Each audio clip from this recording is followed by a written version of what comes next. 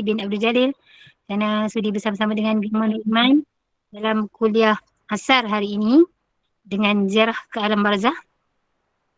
Juga bersama-sama yang dikasihi para pencinta ilmu bakal jenazah juga yang dirahmati oleh Allah Subhanahu Wa Taala.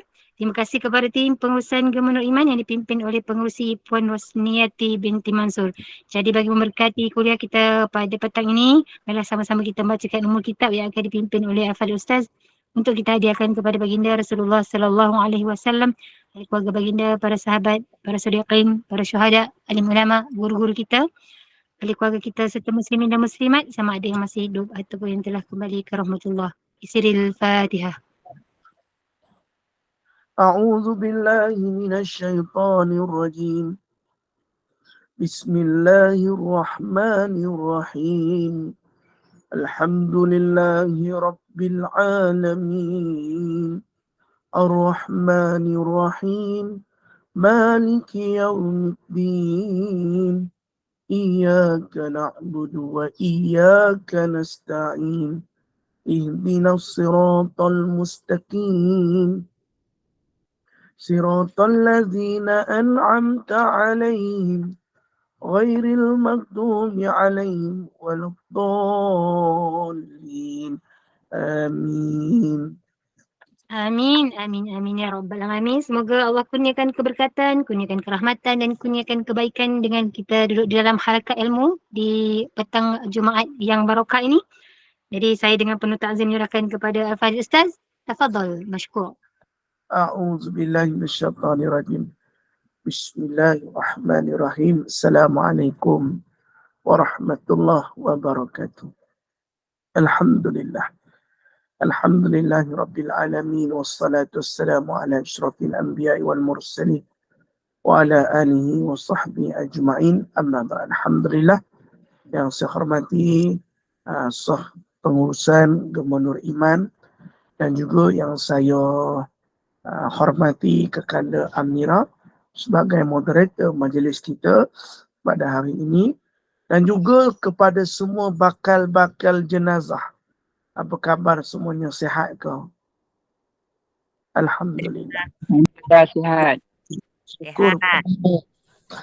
Sekali lagi dengan izinnya dapat kita bertemu lagi dan kembali dalam kuliah asar ataupun pada waktu asar ini bagi membicarakan kitab Ziarah ke Alam Barzah. Baik, seperti biasa, mustajabnya doa pada waktu asar pada hari Jumaat, kita ambil keberkatan dengan kita mulakan bacaan doa insya-Allah.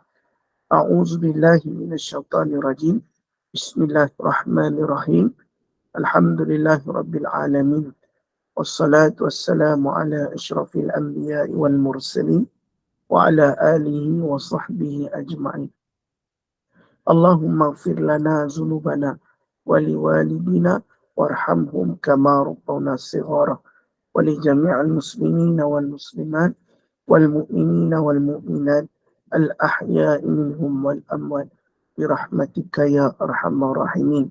Rabbi ja'alna muqimas shalah wa min zuriyatina rabbana wa taqabbal du'a. Allahumma inna ala dzikrika wa syukrika wa husni ibadatik.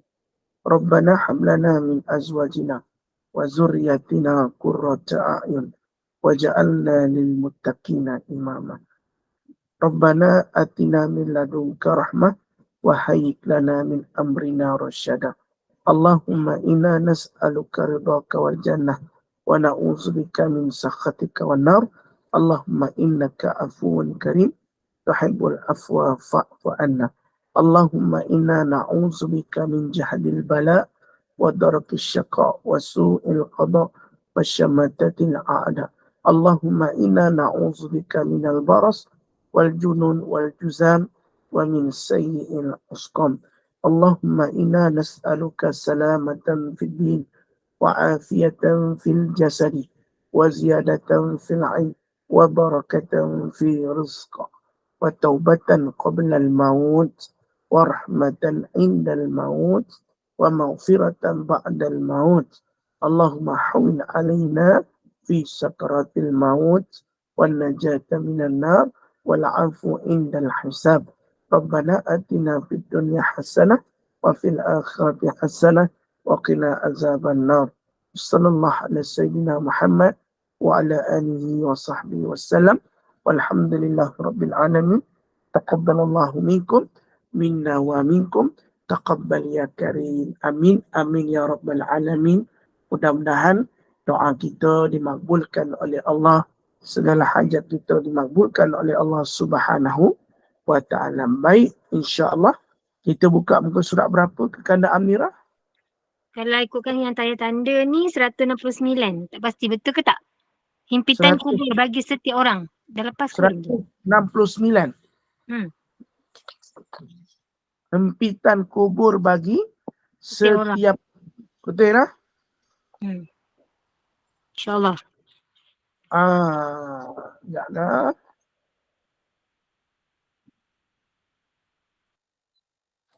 169.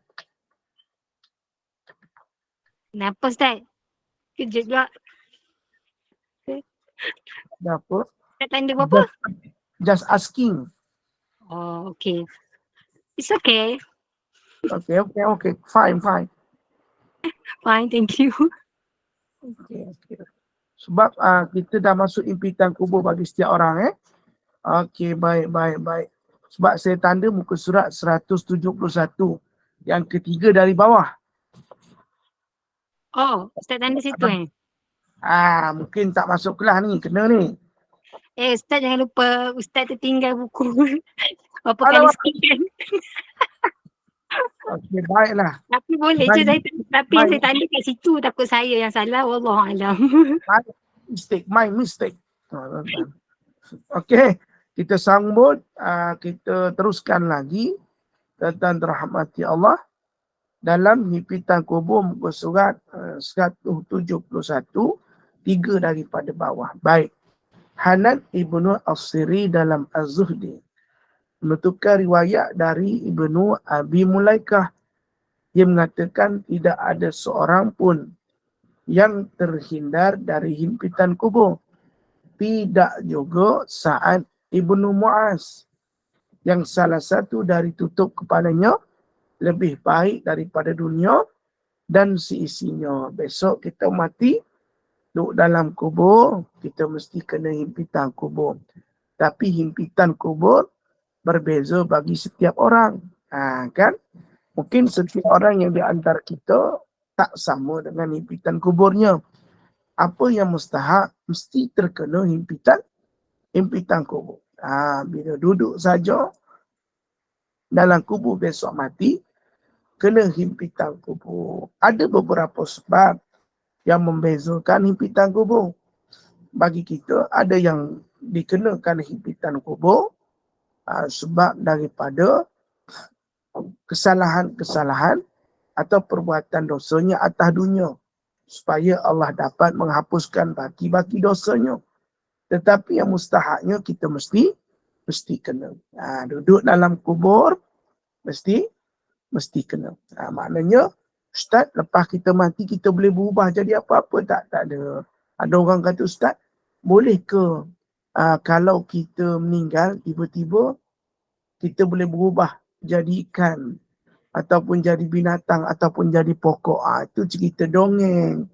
Itu cerita bawang putih, bawang merah. Yang mana anaknya mencari ibu lalu dinyanyikan, wahai bondaku, si ikan kaloi. Timbul lahan ibunya tu. Boleh dengar pula mak dia tu. Masya Allah, tabarakallah. Ditolak siapa? Dengan si maknya bawang merah. Jahat betul. Kan diorang ni kan bermadu. Kan bawang putih dan bawang merah. Lalu jahatnya si mak kundur tu, dicocoknya maknya dalam perigi tu, dimasak, lalu dibagi makan dekat anaknya. La ilaha illallah. Kan? Lalu dimakan anaknya, kata maknya mimpinya si bawang putih tu. Si bawang merah ke bawang putih. Katanya kau makan mak tadi nak, ambillah ikan yang kau tulang tadi, kau tanamlah di belakang rumah. ataupun di satu tempat, tiba-tiba timbul pokok yang besar. Ada siap buaian lagi. Buai, laju. Aku nak kahwin dengan sultan. Contoh yang bagi kita faham. Tak, esok matilah.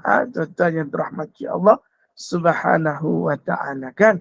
Sebab tu saya pesan pada mak-mak, kalau dah makan ikan, jangan dibuang. Tanam dekat belakang rumah.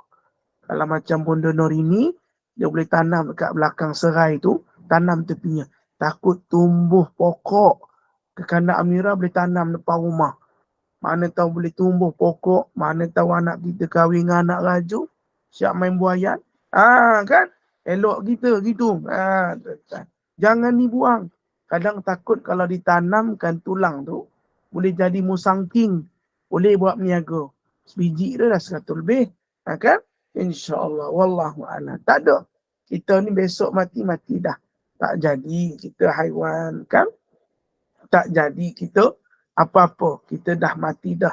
Sebab ruh telah bertukar menjadi jasad. Keduduklah kita kena himpitan kubur. Himpitan kubur tu bukan makna himpitan tu berlaku bagaimana.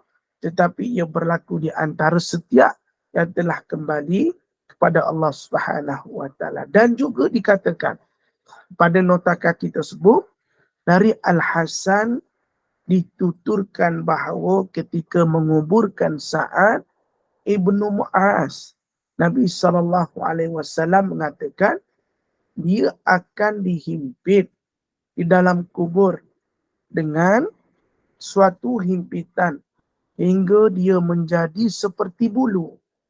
Nampak? Nabi kata, himpitannya sehingga menjadi bulu.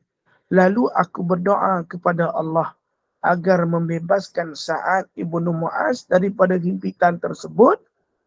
Apakah sebab Mu'az dihimpit dalam kubur? Kerana dia tidak bersih dari sisa-sisa air kencing. Kan? Orang yang paling banyak diseksa dalam kubur sebabkan air kencingnya. Sebab tu semalam kan petang dah belajar dalam kitab Fiqh Manhaji jilid keberapa Amirah? Saya lupa jilid pertama. Betul?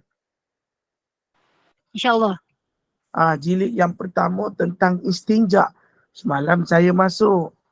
Sebab tu saya dengar. Perasan? Amboi.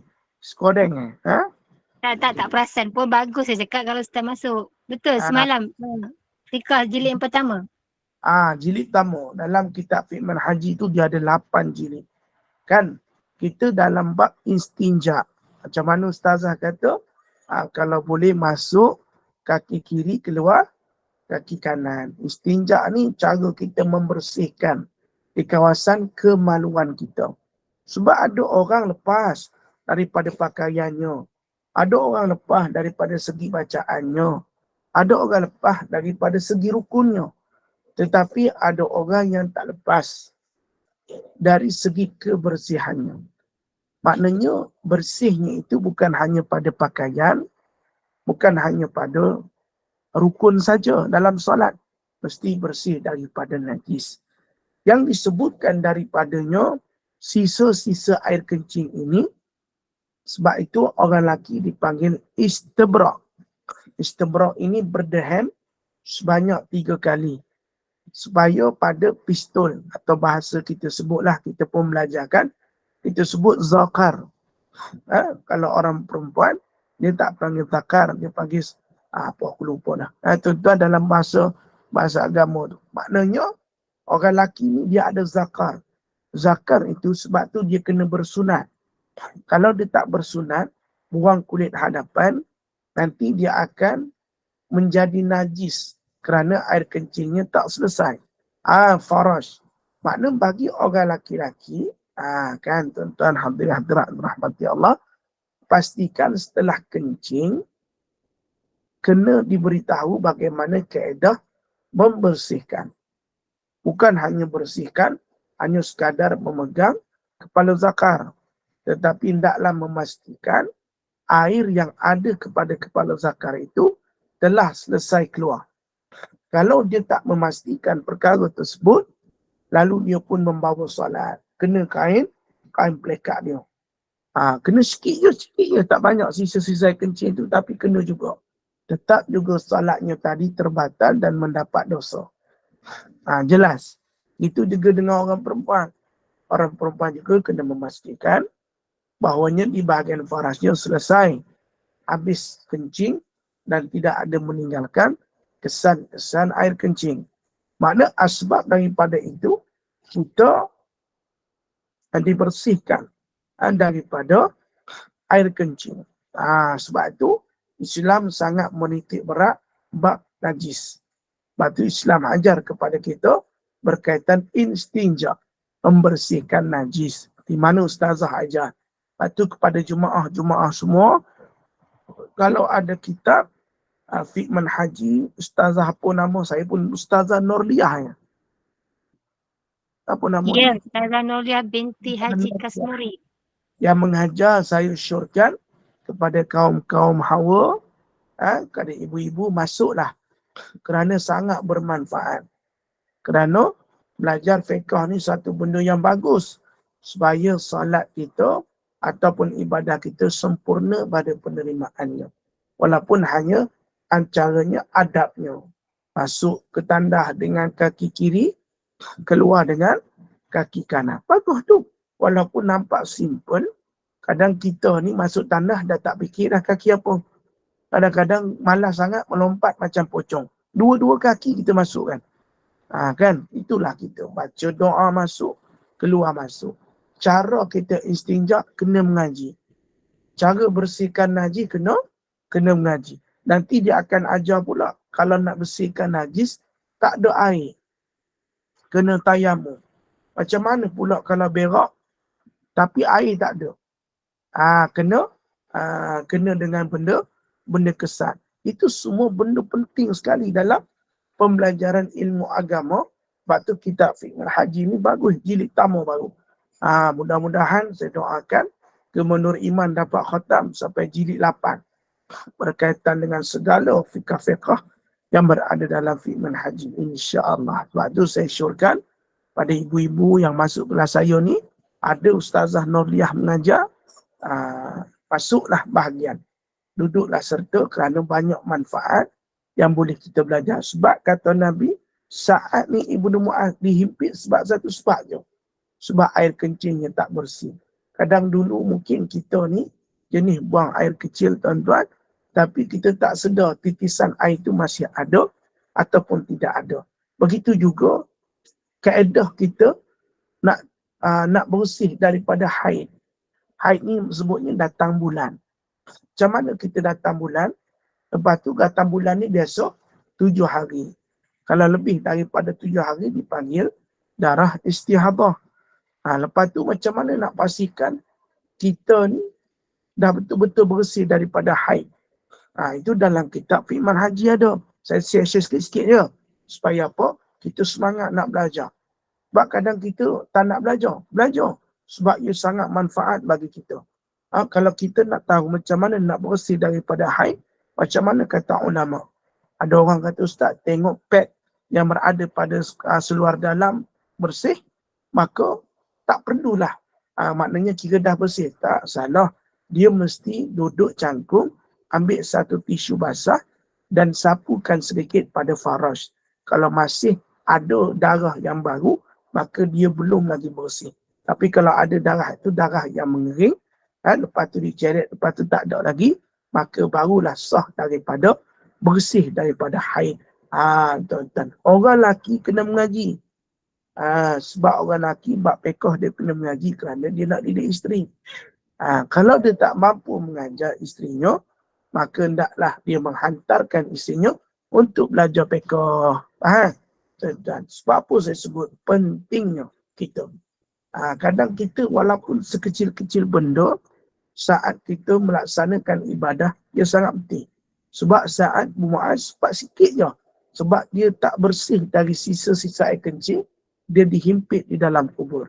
Maka di sini jelas, bukan tak solat, bukan tak jaga kebersihan, tetapi bekas-bekas air kencing yang ada itu menyebabkan ianya diseksa di dalam kubur. Sebab itu kena jaga.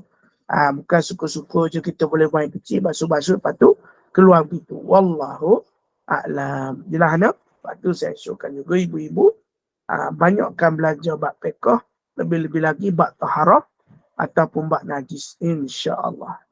Mudah-mudahan ada kebaikan. Saya share sikit-sikit supaya nanti kalau masuk kelas ustazah cerita lagi pada kita. Saya pun masuk kelas ustazah sebab saya pun baru-baru belajar. Selamat ada ustazah buat kelas, boleh saya belajar. Kan? Saya baru belajar, ibu-ibu, ayah-ayah baru belajar, kita sama-sama belajar. Lepas tu seronok kan? InsyaAllah. Baik. Disebutkan juga dalam riwayat lain, buka di bawah. Ibnu Sa'ad meriwayatkan Syababah Ibnu Siwar memberitahu kami bahawa dia telah diberitahu oleh Abu Ma'syar khabar dari Said Al-Maqbari. Dia menceritakan bahawa ketika Rasulullah sallallahu alaihi wasallam menguburkan Sa'ad bin Mu'az, baginda berkata, seandainya ada seseorang yang selamat dari himpitan kubur, nescaya Sa'ad akan selamat. Telah dihimpitkan suatu himpitan kepada mayat di dalamnya, tulang rusuknya hancur kerana bekas air kencing. Jelas. Kerana bekas air kencing. Ini yang kita sebutkan, ayah-ayah, ibu-ibu yang dirahmati Allah. Betapa pentingnya bab najis ni kalau kita mengaji. Jangan suka-suka je kita ingat benda ni kecil, tetapi ia melibatkan saat kita telah mati nanti. Sebab air kecilnya tak sebab besar, bukan zina. Bukannya kita pergi merompak, bukan kita pergi mengumpat. Apatah lagi mengumpat lagi besar. Baik kecil tapi mendatangkan satu mudarat yang besar bagi kita ketika mana duduk dalam kubur. Wallahu a'lam. Jelas ibu-ibu yang dirahmati Allah. Baik, kita teruskan pada muka surat 172. Tu saya minta sangat-sangat pada jemaah Gemah Nur Iman sertai dalam kelas Ustazah Nurlizah. Nurliah. Memang banyak manfaat sebab kitab tu kitab fiqh manhaji. Bab PK ni baguslah. Saya pun suka. Sebab apa? Tengok tadi. Dihimpit tulang rusuknya hancur sebab daripada air kencing. Kan ni kita takut ni. Sebab air kencing je bukan sebab apa. Bayangkan kalau orang tak salat. Bayangkan kalau orang tu mengumpat, suka adu domba, suka buat benda-benda maksiat, kan? Tak bertaubat, balik pada Tuhan. Air kencing saja habis hancur tulang rusuk. Apatah lagi kita membawa dosa-dosa yang lebih besar lagi. Na'udzubillah min zalik. Mudah-mudahan kita terkecuali daripada mereka yang dihimpit dengan dosa-dosa sampai tulang rusuk kita pecah. InsyaAllah. Wallahu a'lam. Okay, berkaitan bab fiqh, tak payah tanya saya, terus tanya Ustazah Nurliah untuk lebih detail. Sebab Ustazah mengajar, kita boleh tanya. InsyaAllah. Cuma masuk, jangan tak masuk. Pakat ajak anak-anak beranak ke, pada mana yang nak belajar, masuk kelas Ustazah Nurliah. InsyaAllah ada manfaat. Baik, tuan-tuan dirahmati Allah. Sebut lagi dalam hadis yang lain. Dalam Musannaf Abdul Razak menceritakan riwayah dari Ibnu Uyainah yang diterima dari Ibnu Abi Najih bahawa Mujahid menuturkan hadis yang paling keras yang pernah kami dengar dari Nabi SAW,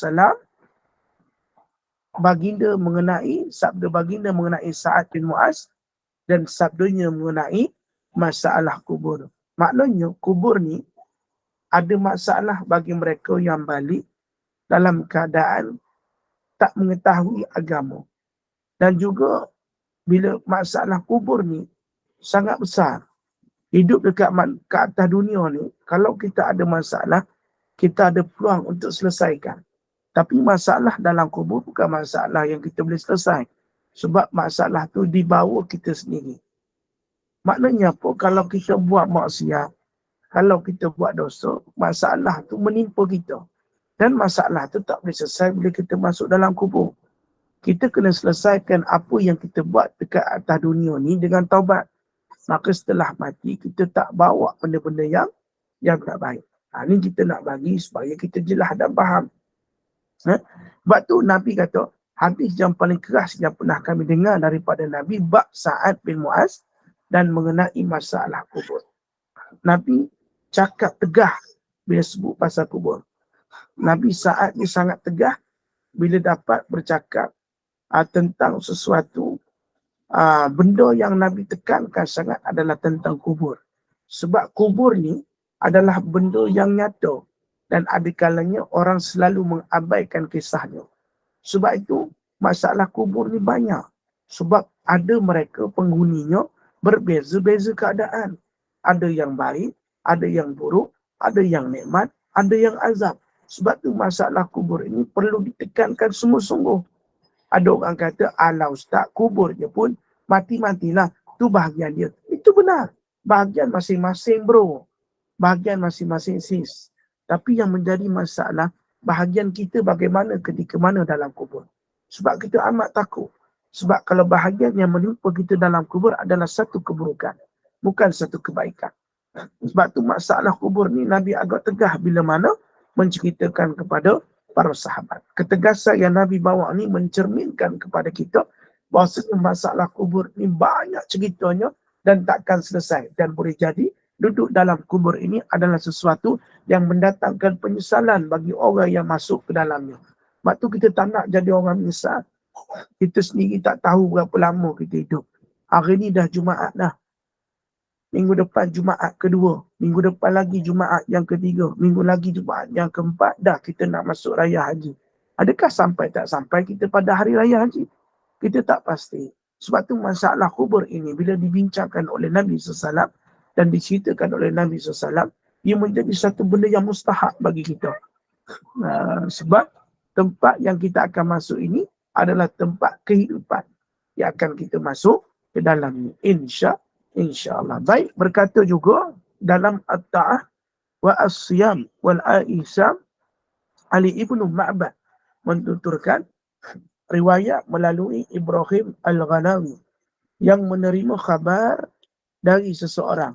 Dia mengatakan, aku pernah berada di sisi Aisyah radhiyallahu anha. Tiba-tiba para pengiring jenazah seorang anak melintah. Aisyah menangis. Lalu kutanyakan, apa yang membuat engkau menangis? Aisyah menjawab, aku menangis kerana kasihan kepadanya dari himpitan kubur. Nampak Aisyah kata. Aisyah, adakah Aisyah boleh tahu berlakunya himpitan kubur? Tidak. Aisyah menangis kerana Nabi pernah menceritakan kepadanya tentang himpitan kubur. Jenazah seorang anak melintas. Aisyah menangis. Kutanyakan, katanya Ali bin Ma'bad. Ibrahim Al-Ghanawi katanya. Dan dia kata, apa sebab kau menangis? Aku terangis kerana kasihan kepadanya dari himpitan lubang kubur. Dari Anas radhiyallahu anhu juga riwayatkan bahawa Rasulullah sallallahu alaihi wasallam pernah bersabda, tidak ada seorang pun yang terhindar dari himpitan kubur kecuali Fatimah binti Asad. Ditanyakan, ya Rasulullah, tidak juga puteramu Al-Qasim? Beliau menjawab, tidak juga Ibrahim. Padahal Ibrahim lebih kecil daripada keduanya. Masya Allah. Tabarakallah. Semua akan kena. Siapakah Fatimah binti Asad yang disebutkan oleh baginda Nabi SAW? Nanti kita ceritakan. Tetapi sahabat tu tanya, kenapa puteramu juga tak kena? Puteramu kena. Ibrahim pun kena. Tetap juga kena. Walaupun anak baginda Nabi SAW. Inilah kita besok dalam kubur. Mesti kena. Himpitan kubur yang akan menggegarkan tulang rusuk kita saat kita mati. Wallahu a'lam. Dan berkata Ibnu Sa'ad mengatakan bahawa menurut kafir Ibnu Hisham, Ja'far Ibnu Barqan berkata, pernah sampai kepadaku berita bahawa Nabi SAW bersabda pada saat baginda berdiri di samping kubur Sa'ad. Dia Sa'ad ni sahabat Nabi dia banyak. Dia ada sahabat Nabi namanya Sa'labah. Lagi satu Sa'ad As-Sulami.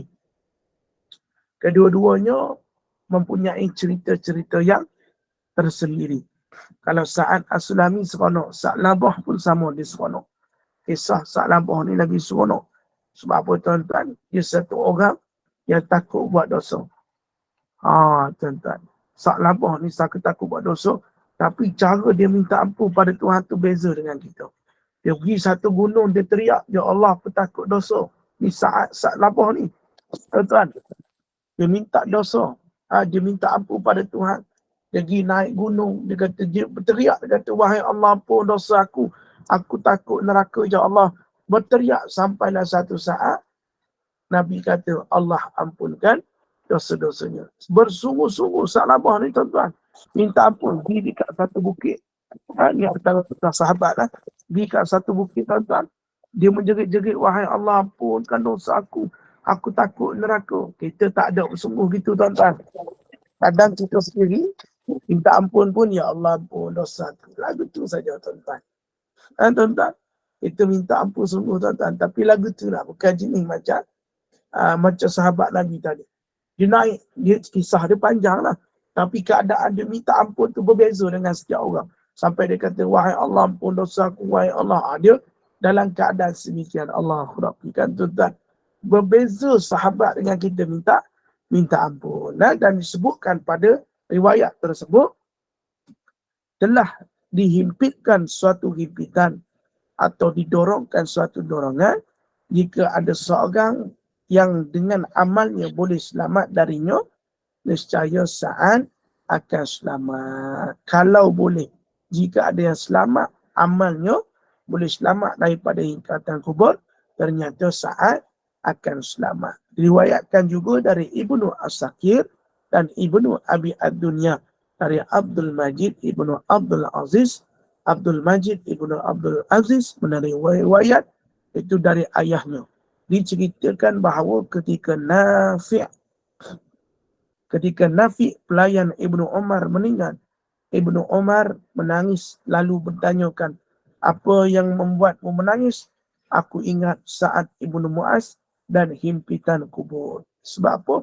Antara para sahabat selalu mengenang tentang ketakutan ketika masuk di dalam kubur adalah berkaitan dengan himpitan kubur yang berlaku di antara kita. Mesti di antara kita kena. Kita tak boleh nak lari. Tapi bila melihat saja orang lain meninggal, banyak kalangan sahabat akan mengatakan, aku teringat tentang himpitan kubur yang akan menimpa bagi jenazah. Kita akan kena. Kita tetap juga akan kena. Supaya apa? Kita sedar dan kita faham bahawasanya himpitan kubur ini bukan biasa-biasa himpitan, tetapi akan tetap berlaku kepada semua orang. Nampak simple. Nampak tak ada apa berlaku dalam kubur. Kalau didengari orang-orang yang di dalam kubur itu himpitannya, ternyata kamu pasti akan takut. Lalu kamulah orang yang paling kuat beribadah kepada Allah Subhanahu wa ta'ala. Sahabat-sahabat menangis bila dengar Nabi cakap. Nabi dengar apa yang berlaku dalam kubur. Nabi sampai pada sahabat sampaikan kepada mereka lalu sampai kepada kita. Mereka dengar saja mereka jadi takut. Mereka dengar saja Nabi cerita himpitan kubur, mereka jadi menangis. Dan teringat setiap kali ada di kalangan mereka yang meninggal, mesti teringat tentang himpitan kubur. Kita kalau sebut himpitan kubur, kita rasa biasa. Kita tak sama dengan mereka. Tetapi ingatlah, himpitan kubur itu benar saat kita berada dalam kubur, tuan-tuan. Bukanlah bermakna kita akan melihat pergerakan tanah itu lalu menghimpit jenazah yang berada dalam kubur. Semua itu berlaku ketika mana di alam tersebut, iaitu alam barzah. Tetapi pastinya himpitan kubur itu akan mencantumkan tulang rusuk kanan dan kiri lalu menjadikan ianya hancur. Dan setiap di kalangan kita berbeza keadaannya setelah himpitan itu berlaku. Di antara kita mesti dengar. Sebab itu kalau didengari penghuni dunia ini, mereka yang dikenakan himpitan kubur, nescaya lalu mereka berada dalam ketakutan, menangisi diri mereka saat mereka meninggal dunia. Allahu Rabbi. Tuan-tuan dan puan-puan yang dirahmati Allah Subhanahu wa ta'ala. Dan padanya nota kaki di bawah, Abu Aziyah Al-Ansari menuturkan riwayat dari Ibrahim ibnu Sa'ad yang diterimanya dari Muhammad ibnu Ishaq. Dia mengatakan bahawa Abdullah ibnu Amr menuturkan saat Ibnu Mu'az meninggal, lalu Rasulullah datang menjenguk. Ketika orang-orang kembali pulang dan baginda terlambat di belakang, mereka pun melihat sehingga baginda dapat melihat mereka. Mereka bertanya, wahai Nabi Allah, apa yang menyebabkan engkau terlambat dari kami? Beliau menjawab, aku mendengar saat Ibnu Mu'az dihimpit di dalam kuburnya. Allah Tuhan. Nabi dengar, Nabi cerita pada kita. Kalau orang lain yang dengar, nescaya menggigil satu badannya. Nabi kata apa? Aku mendengar saat Ibnu Mu'az dihimpit di dalam kuburnya.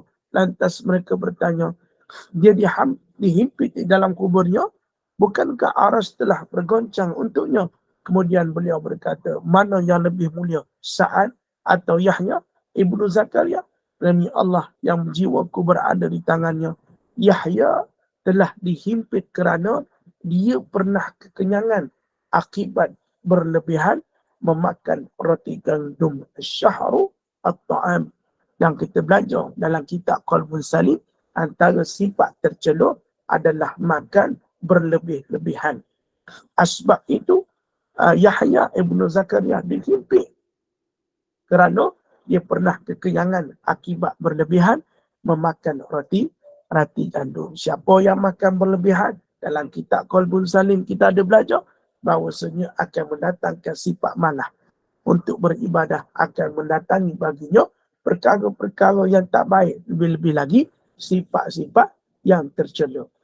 Ada mereka yang diazab sebab makan terlalu kenyang. Bukan tak boleh, kerana makan berlebihan. Kan Nabi kata pada kita, cukuplah anak Adam itu makan dengan satu perutnya.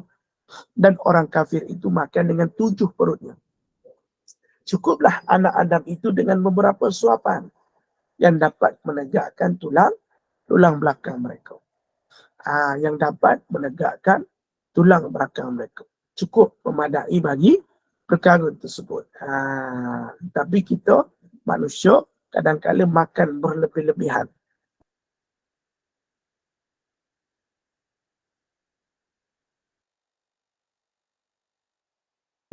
Kalau ia tidak mendatangkan mudarat kepada diri kami. Jelas. Sebab pernah Nabi suruh Abu Hurairah radhiyallahu anhu, ketika itu Nabi dengan Abu Hurairah, Nabi bagi Abu Hurairah susu, maka Abu Hurairah pun minum. Dan di saat itu Nabi kata minum lagi. Maka Abu Hurairah kata, tidak cukup Rasulullah, perut aku dah penuh. Maka Nabi minum sisa susunya. Susu tadi tak mudarat pada Abu Hurairah. Tapi kalau macam roti, disebut sebagai karbohidrat. Dia pemakanan kita ada 3. Serat, karbohidrat dan juga protein. Sebab tu kalau dalam pemakanan kita, yang kena lebih adalah serat, sayur-sayuran. Kalau kita makan sayur, kenyang, tetapi ia baik untuk kesihatan, makanlah. Tetapi kalau makan nasi berlebihan, termasuk dengan roti, ia mempunyai satu adunan yang sangat tak sihat, maka ia sesuatu yang tercela. Begitu juga dengan ayam. Ayam ni protein, bagus untuk kita makan. Tetapi kalau berlebih-lebihan, ianya tidak akan jadi bagus. Sebab datang penyakit yang bermacam-macam kepada kita. Sebab tu, biar kurang ayam, kurang nasi, lebih sayur. Supaya kita jadi orang yang lebih sihat. Nabi kata perut kita ni 3 bahagian. Air, udara dan juga makanan. Maka 3-3 tu kena dipisahkan, dicukupkan, barulah sihat tubuh badan kita. Wallahu a'la. Tengok. Dia kata apa? Nabi kata apa? Bahawasanya dihimpit kerana pernah kekenyangan akibat berlebihan pemakan roti gandum. Sebab tu, tuan-tuan yang dirahmati Allah SWT, benda-benda sebegini kita kena elakkan. Bukan tak boleh, saya kata tadi. Kalau kita rasa teringin nak makan, makanlah. Contoh, ibu-ibu yang mengandung, kan? Mengidam ikan telur, tembakul. Ngidam, kalau tak dapat, minta batu belah, batu tangkup, telan dia. Kan, ibu-ibu yang mengandung ni beza. Sebab dia makan 2 badan. Bila makan 2 badan, kita kena faham, dia kena makan berlebih-lebihan. Sebab dia cepat lapar. Sama juga dengan ibu yang menyusu. Dia kena makan berlebih-lebihan. Kena faham, bukan tak boleh makan berlebih-lebihan. Sebab ibu menyusu, kalau dia tak makan berlebihan, dia tak datang susu. Maka dia kena makan berlebih-lebihan. InsyaAllah. Maka bukan salah, tapi lihat kepada yang perlu saat makan berlebihan. Wallahu a'lam. Okay, baik. Terima kasih kepada yang sudi mendengar sungguh-sungguh tentang impitan kubur. Baik, kita ada berbaki dalam sekitar 13 minit. Mungkin saya nak buka soalan kepada jemaah-jemaah sebelum kita. Kalau tak ada soalan, kita akan teruskan. Kalau ada soalan, kita jawabkan supaya ada masa dalam baki 12 minit ni sama-sama kita dapat belajar. Dah monopos Ustaz, Alhamdulillah. Boleh puasa penuh. Ni kelebihan monopos. Dia boleh puasa penuh. Selama tak monopos, tak puasa penuh. Kan? Ni kelebihan kan? InsyaAllah. Silakan. Maaf Ustaz. Nak tanya pengarang kitab Ustaz tu apa dia? Pengarang kitab yang Ustaz baca. Yang iada yang Ustaz guna sekarang ni. Saya muka pengarang kitab ni adalah Al-Imam Jalaluddin As-Suyuti. Okey terima kasih Imam. Okey, silakan. Assalamualaikum Ustaz. Waalaikumsalam. Ustaz, saya nak tanya pasal tadi kalau kita kain ada kena kencing kan, tapi kita tidak tahu macam mana ya Ustaz. Sepatutnya kena ketahui dan kena yakin, sebab dalam bab najis kita kena faham hilang rasa, bau dan juga warna. Jelas? Kadang kita kan di tempat awam Ustaz. Contohlah kita kencing dekat tempat awam, lepas itu kita sembahyang kan di tempat awam juga. Itu kita tak tahulah, macam tak terasa kah apakah, macam gitulah. Tak itu terasa macam mana ya hukumnya? Tak terasa macam mana tu? Maksudnya andai kata itu terkena, kita tak tahu. Dia kencing kain akak. Iyalah. Dia tak perasan tu dimaafkan Kak. Sebab najis tu bukan pada kita. Kalau contoh kita daripada kita bersihkan najis, pakaian tu mesti kena jelas. Kita mesti bab solat ni kena jaga betul-betul. Dan ada sesuatu tiba-tiba kita tak perasan.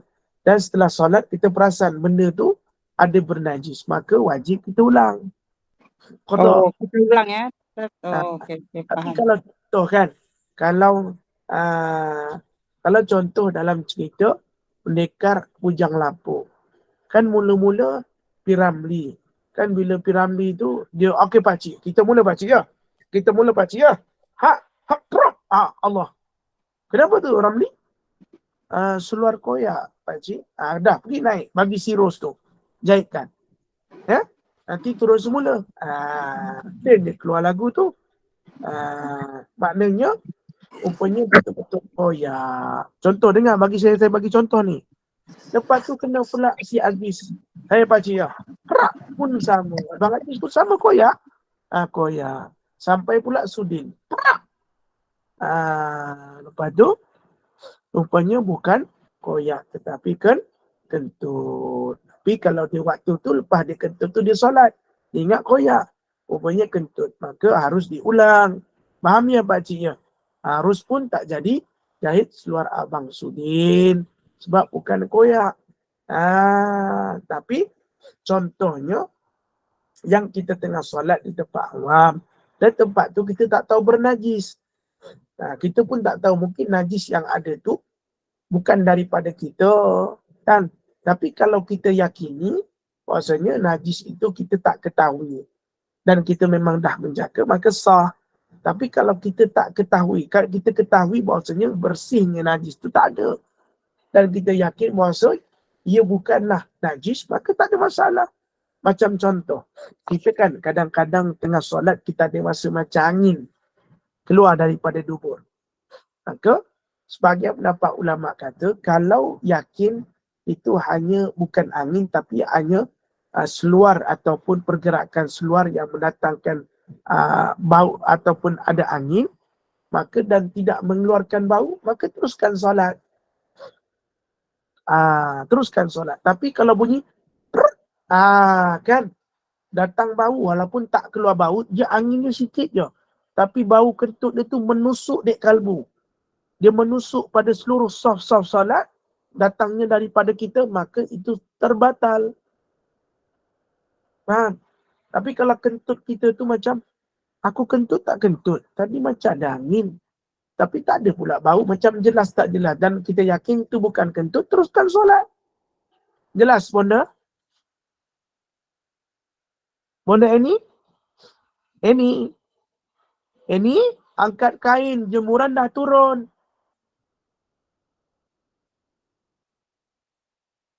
Jelas ya? Annie? Oh, Annie.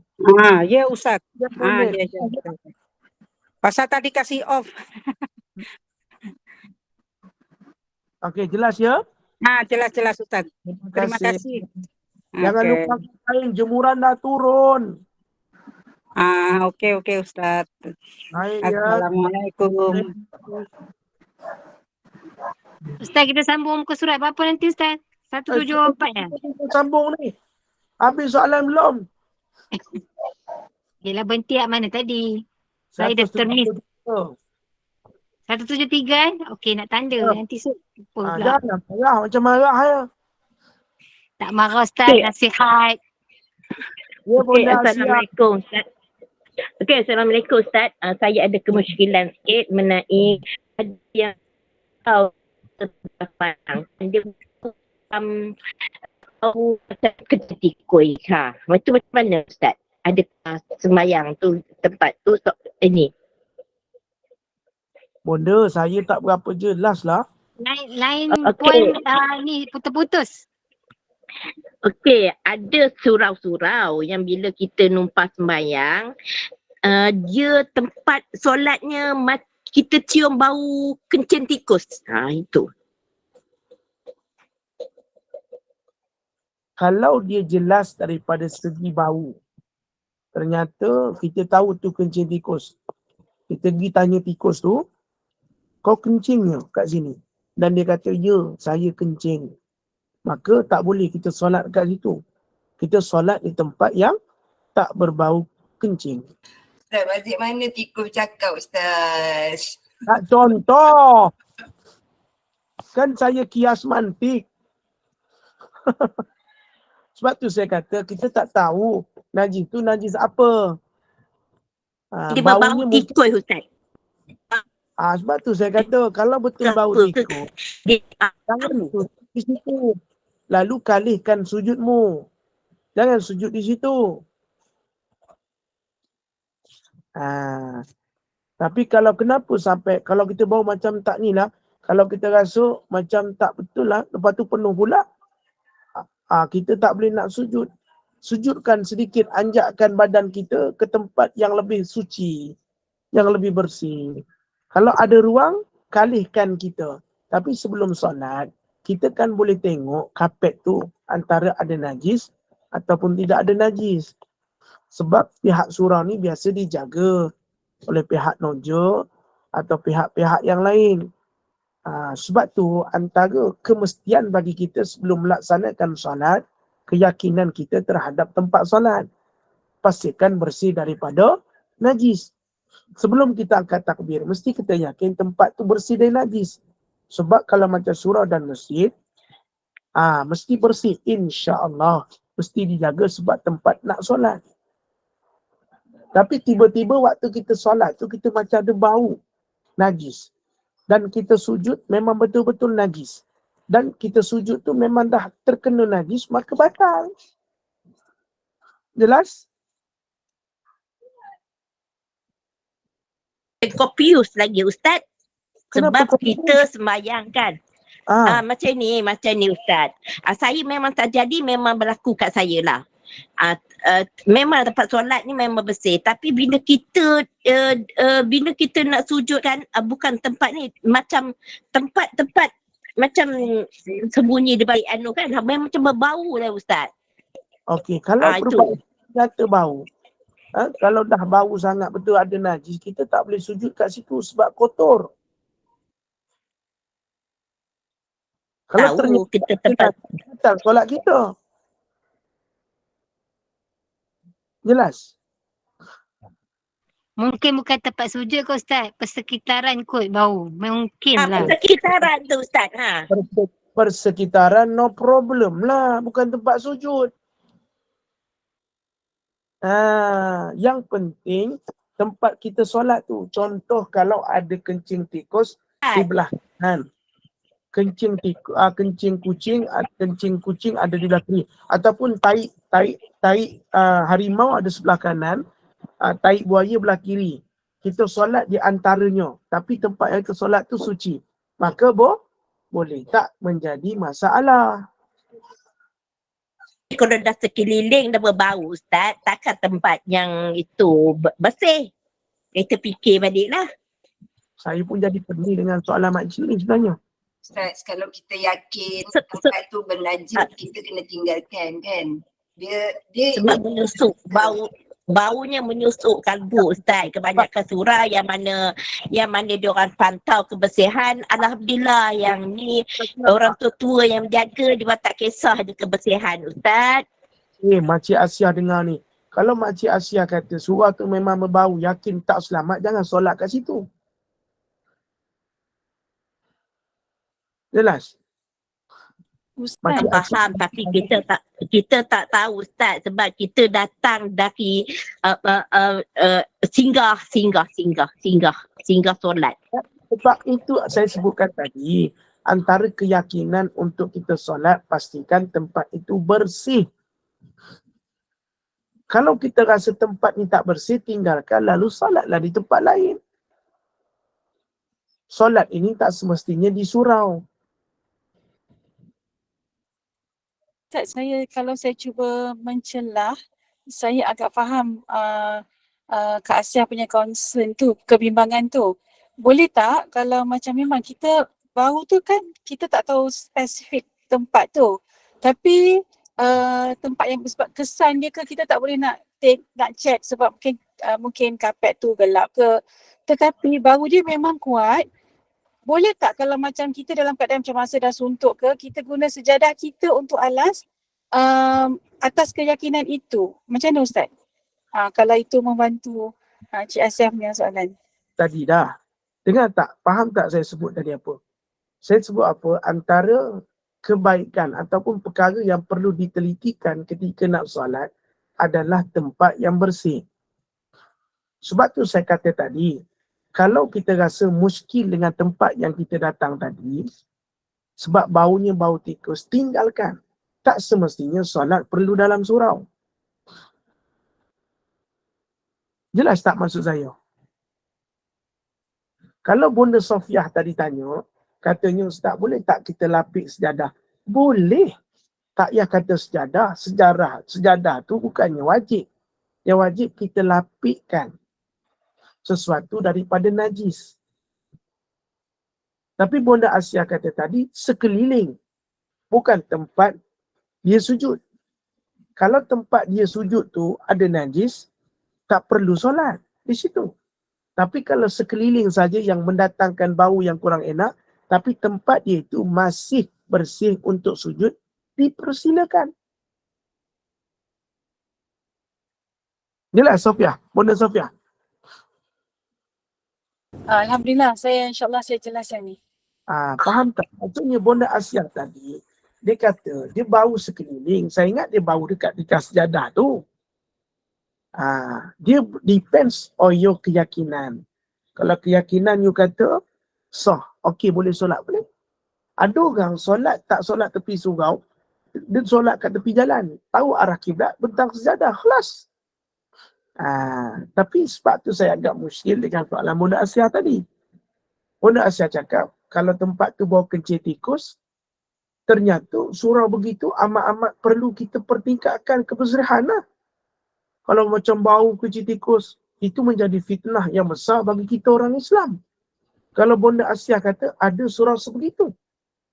Selama saya ni, Bunda Asia minta maaf ya, selama saya travel ke Johor, ke Negeri Sembilan, ke Perak, saya tak jumpa lagi, walaupun sesurau macam mana kita pergi pun, jarang wujud bau seperti itu. Jarang. Dan selama saya pergi, saya tak pernah bau dekat surau sebegitu. Sebab orang Islam amat-amat sensitivity bab najis. Kalau ada pun mungkin terlepas pandang dalam tandas, mungkin bau-bau di sekitar tandas. Dalam tempat solat, insya-Allah. Kalau ada surau tapi tak dijaga, berdosa tempat tu. Kerana you tempat yang mulia. Kenapa tidak dijaga? Selama saya pergi singgah ke mana-mana, saya jarang sekali bau yang tidak seronok ketika singgah di mana-mana surau. Sebab ni kita tahu surau mesti tempat yang suci, insya-Allah. Tapi mungkin Bonda Asyah pergi kat mana yang mendatangkan bau yang kurang enak, Bonda Asyah agak boleh pergi ke bahagian management. Sebab ia adalah sesuatu benda yang berkaitan dengan Islam. Supaya tidak menjadi fitnah. Cuma kalau bau-bau yang ada di luar kawasan tak menjejaskan tempat sujud, rukuk dan boleh solat, dipersilakan. Jelas Bonda Asyah? Alhamdulillah, terima kasih Ustaz. Ya, kalau kita rasa tak boleh jelas, kalau kita rasa tak nak solat di situ takut kebersihannya tidak cantik, maka kita boleh tinggalkan lalu solatlah di tempat yang kita lebih selesa. Okey, jelas. Khalas. Alhamdulillah. Ustaz, terima kasih Ustaz. Sebab saya jadi tak jelas. Bila dak fiqh ni kita kena jelas macam mana nak menjawab apa soalan. Sebab tu saya ingat kalau Bonda Asyah kata di tempat sujud tu waktu kita nak sujud kita bau najis. Dan najis tu masih seolah-olah bau lagi, maka kita letak mana benda tu masih bernajis. Maka kalau kita sujud sudah ada najis pada dahi kita, mana terbatal. Maka kita perlu solat lain, ambil wuduk yang lain. InsyaAllah. Itu saja mudah. Simple word. Ya, kekandak Amira, rasanya dah 8.20. 6.20, kita berhenti 1.3 pada nota kaki Abu Al-Qasim. InsyaAllah. Ada soalan lagi? Kekandak Azrina jelas ke? Masih kurang jelas? Alhamdulillah jelas Ustaz. Cantik huraiannya, insyaAllah. Sebab kita kena jelaskan benda ni bab fiqh. Sebab tu saya syorkan Bonda Saya tanya lagi satu. Ustaz, mengenai kita nak korban ni kan. Boleh saya tanya Ustaz? Assalamualaikum. Mengenai korban ni kan, boleh ke satu bahagian tu kita buat akikah sekali? Saya nak tanya. Mengikut pendapat mazhab mengatakan boleh kita buat korban satu bahagian tu dengan niat akikah. Contoh yang mudah kita bicara, 1 ekor lembu, 3 ekor niat korban, 3 bahagian niat korban, 4 niat akikah. Tapi dalam pembahagian daging berbeza. Akikah mengikut padanya lebih sesuai dimasak lalu dijamah. Tetapi daging korban hendaklah diberikan dalam keadaan mentah. Maknanya kalau besok kita bersembelih niat akikah korban saat dibahagikan 7 bahagian tadi. 7 bahagian peserta tadi, 4 peserta tadi kita bahagikan antara dia nak buat apa, buatlah bahagian dia. Nak masak ataupun dia nak masak panggil saudara dia makan. Tapi niat tu mesti disebut saat nak sembelih. Jelas? Jelas kambing, macam kambing pula macam mana Ustaz? Kambing kalau macam kekah. Sekor, dia tak boleh 7. Kalau contoh pada ibadah korban ni, dia ada akikah. Ustaz, ini kambing niat akikah. Kita boleh sembelih kambing tu, sebaik-baiknya daging akikah itu mengikut sunnah, dimasak lalu diberi makan. Tetapi daging korban itu sebaik-baiknya diberikan di dalam keadaan mentah. Jelas?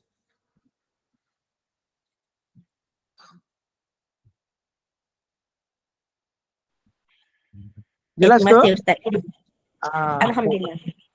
Sebab tu kalau ada niat korban atau niat akikah boleh. Tapi kalau boleh, Zulhijjah ni kita niat korban. Sebab waktunya hanya pada Zulhijjah saja. Untuk akikah ni banyak hari kita boleh buat. Kita boleh buat kat Mekah, kat mana-mana pun kita boleh buat. Tapi kalau kita rasa nak panggil saudara mara makan, sembelihlah sendiri. Lepas tu masak-masak, panggil orang makan. Yang penting panggil Ustaz Zukri sekali. Itu paling penting. Wallahualam. Kembali kepada Amira. Ya. Okey, baik. Alhamdulillah. Jazakumullah khairan jazak Ustaz.